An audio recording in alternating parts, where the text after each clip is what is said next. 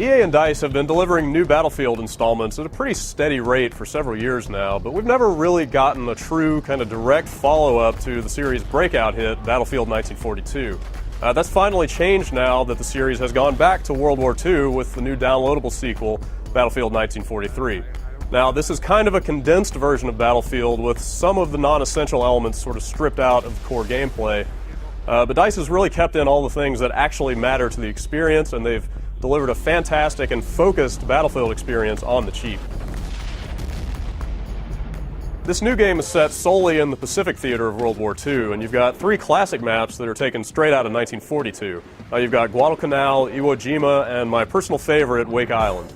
These are all small island maps, so you're not going to get any massive land battles with battalions of tanks rushing at each other. But you still get plenty of, fighter planes, tanks, jeeps, anti-aircraft guns, basically all of the essentials that you look for in kind of a solid Battlefield experience. There's also a fourth bonus map in here, Coral Sea, but that one focuses just on aerial combat, so if that's your thing, that's pretty cool. But I think the real value here is in the three core maps and all of the mixed combat, the naval, aerial, and land stuff that you look for in this kind of game.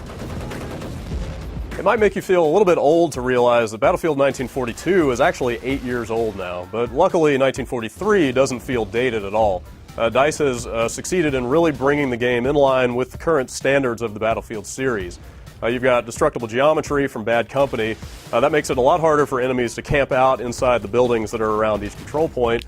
And frankly, it also makes it a lot more fun to drive tanks around because you can just plow straight through trees and fences now instead of getting stuck on that geometry. You've also got all the squad spawning options that have crept into the Battlefield series over time. Those basically make it easier for you to kind of link up with your friends on the battlefield. You can spawn right into their vehicles. It makes it a lot easier to communicate with them and stick together as a unit when the action gets crazy. And while there are no bombers that you can fly yourself in 1943, there is a pretty cool new air raid feature that lets you jump into a set of bombers and decide when to lay a carpet of destruction across the enemy base. Sure, some of the gameplay is a little simplified in Battlefield 1943. There's only 3 player classes in here, so some of the older, kind of lesser favorites like the medic and the engineer are nowhere to be seen. But their important abilities are still spread across the 3 classes that are in here. So you've got the satchel charges on the sniper, the main infantry guy can repair vehicles, so you basically got all your abilities covered. The player count is now down to only 12 on 12, but the map design accommodates that size. The maps have been condensed just a little bit to make sure that the action still feels snappy and that the flow really follows the map design. What I'm trying to tell you is that you shouldn't think by any means this is a dumbed-down Battlefield experience. On the contrary, 1943 really feels like it's been streamlined to work well on a console and still retain that style of team-based combat that you're looking for in a Battlefield game. Honestly, $15 really is a fair price for such an exciting and well-rounded multiplayer experience.